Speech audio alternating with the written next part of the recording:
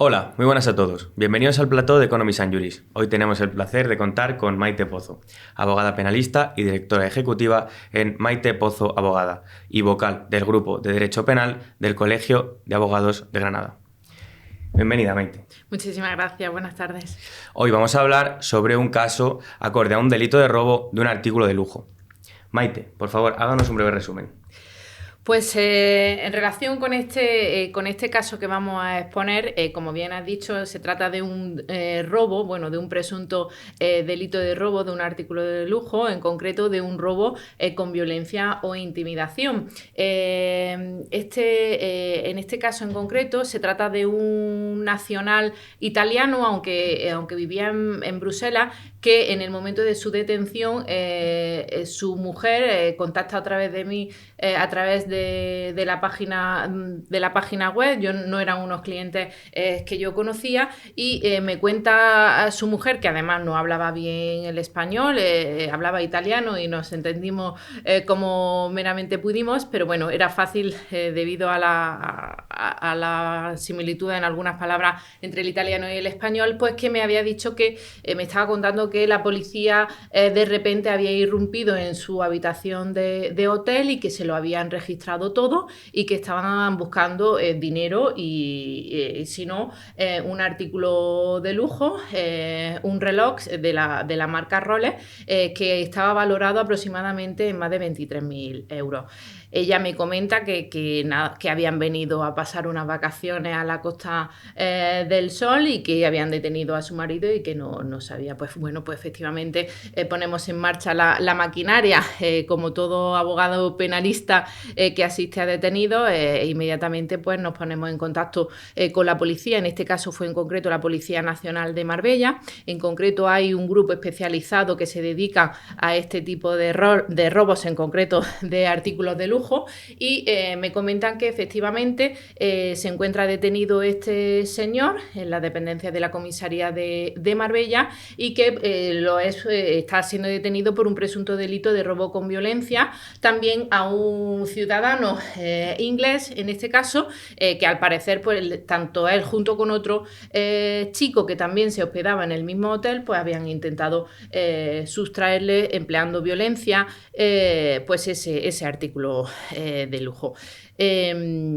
Cuando asisto a la comisaría me entrevisto con el señor y me comenta que no, que efectivamente pues nada tiene que ver. Es más, quedo con la señora y me enseña una serie de fotografías que vienen a coincidir en que en el momento de los hechos ellos están pues plácidamente disfrutando de sus vacaciones en la Costa del Sol, en el hotel, tomando el sol. Además, el otro detenido que estaba junto con él pues también era de piel blanquita y estaba pues achicharrado del sol, es decir, no cuadraban mucho las cosas. Sin embargo, la policía insistía que sí, que efectivamente que los habían detenido porque en el momento en el que se produce ese robo, pues a uno de los autores se le cae un billete de avión en el que aparece el nombre de pila, que viene a coincidir con el de mi cliente. Si bien es cierto que en ese billete de avión pues no se consigna nada más que los datos del origen del vuelo, la hora y efectivamente ese nombre de pila, pero no se hace constar ningún dato más identificativo.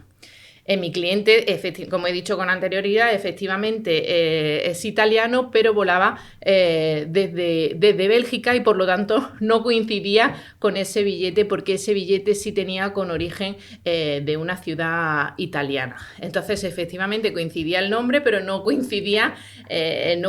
nada más, ni la hora ni el origen del vuelo. Y el otro chico detenido tampoco no procedía de Italia, sino que también tenía nacionalidad inglesa y volaba desde Inglaterra. Entonces era un caso, pues la verdad que chocaba mucho, porque es que no entendíamos tampoco la razón por la que esta persona estaba detenida. pues estuvo detenida 48 horas, mientras que la policía siguió indagando y haciendo las gestiones para un poco acreditar los motivos de esa detención y para ponerlo a disposición judicial. En el momento en el que pasan a disposición judicial, después de esas 48 horas, no acotan el plazo de las 72 horas, efectivamente se puede comprobar que durante ese tiempo lo que hace la policía es corroborar qué ocurre con ese billete de avión, si efectivamente coincidía con la identidad de mi patrocinado, y efectivamente pues para nuestra satisfacción y por lo menos alegría, pese a que el cliente estaba detenido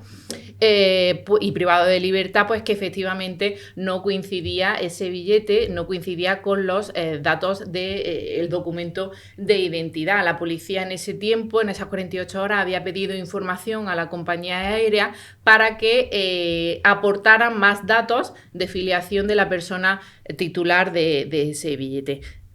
Efectivamente se comprueba, y así lo hace constar en su atestado, que esa persona no coincidía, y durante ese tiempo, además, en el momento en el que se pone a disposición judicial, también se practican otra serie de diligencias, como es tomarle declaración al denunciante, al perjudicado, y efectivamente en una rueda de reconocimiento no identifica tampoco ni a mi cliente ni al otro investigado, que aunque era representado por otra defensa,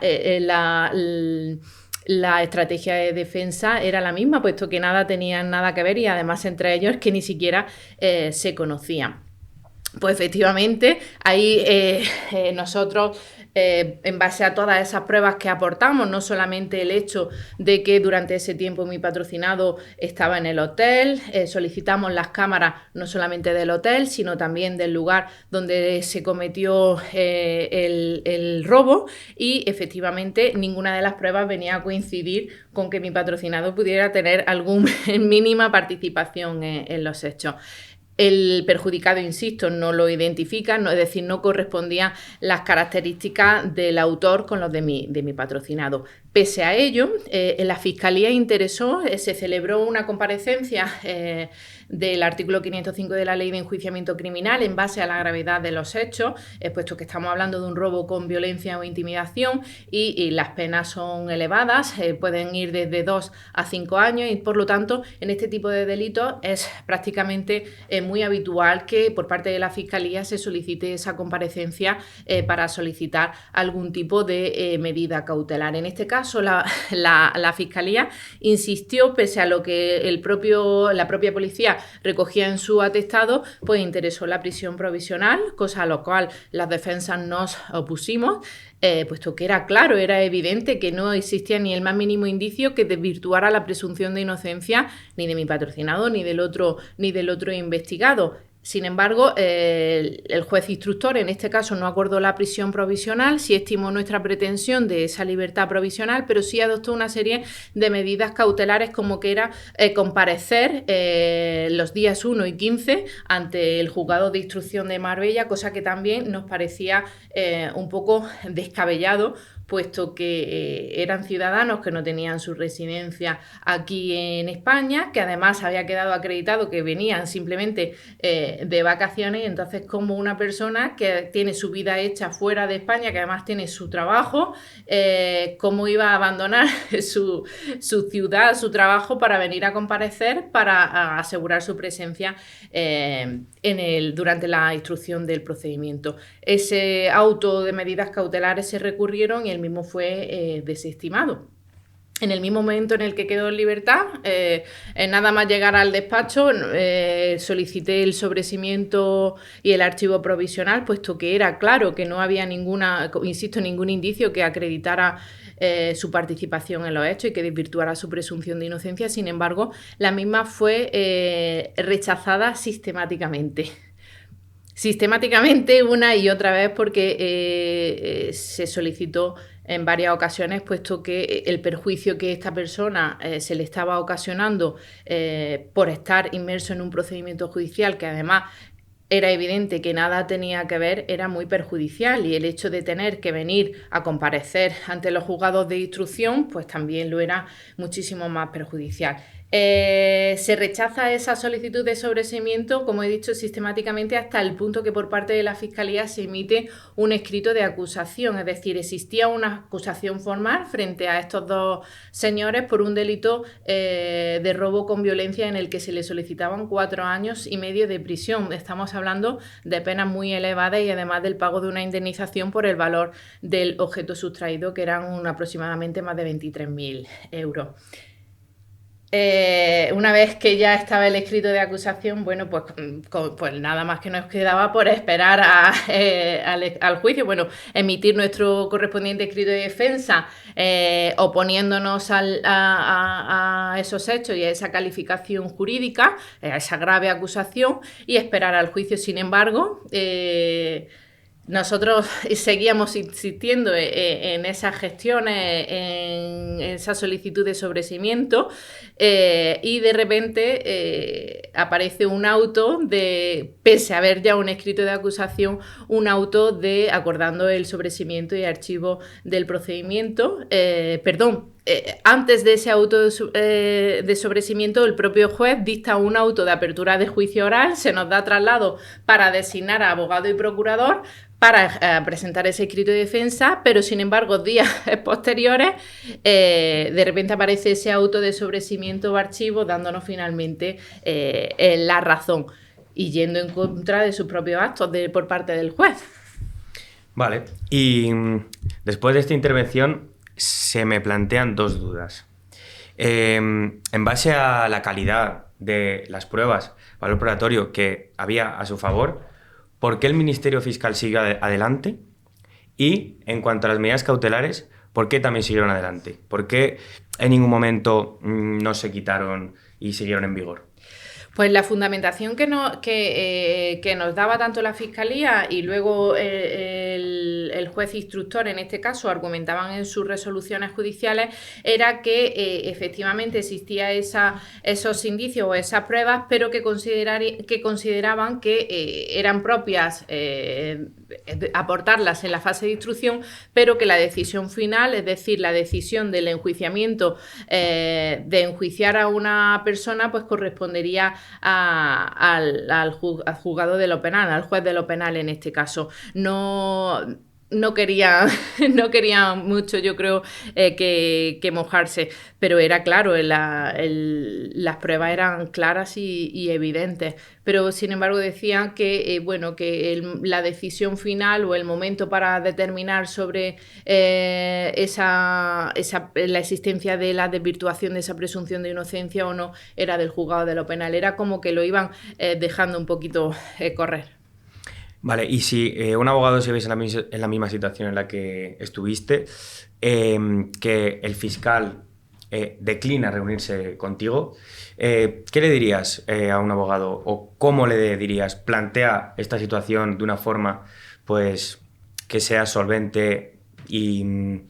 clara para sacar adelante el caso. Al fin y al cabo, muchas veces tenemos que insistir y más cuando en una situación es tan clara. La particularidad de este caso es que era tan clara y evidente que me parecía un auténtico disparate la detención de este señor. De hecho, este señor se está planteando poner una reclamación al Estado, puesto que ha venido de vacaciones a España y ha estado 48 horas detenido, y además ha habido una acusación formal respecto de él en el que se le solicitaban 4 años y 6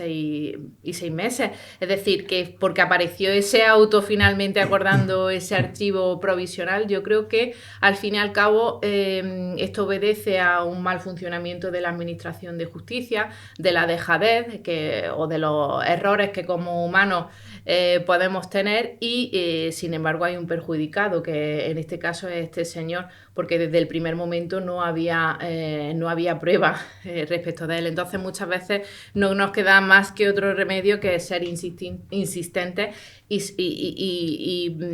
ser perseverantes en la búsqueda de la verdad, que en este caso era que esta persona no tenía nada que ver. Pues muchísimas gracias, Maite. Estamos encantados de haberte tenido en el plató de Economies and Juris. Esta es tu casa. Y vosotros, si queréis acceder a materias del derecho penal y a casos como este, o de cualquier tipo del derecho con su documentación original, acudan a nuestras bases de datos Global y Globalía en nuestra sección Casos Reales. Un saludo y hasta pronto.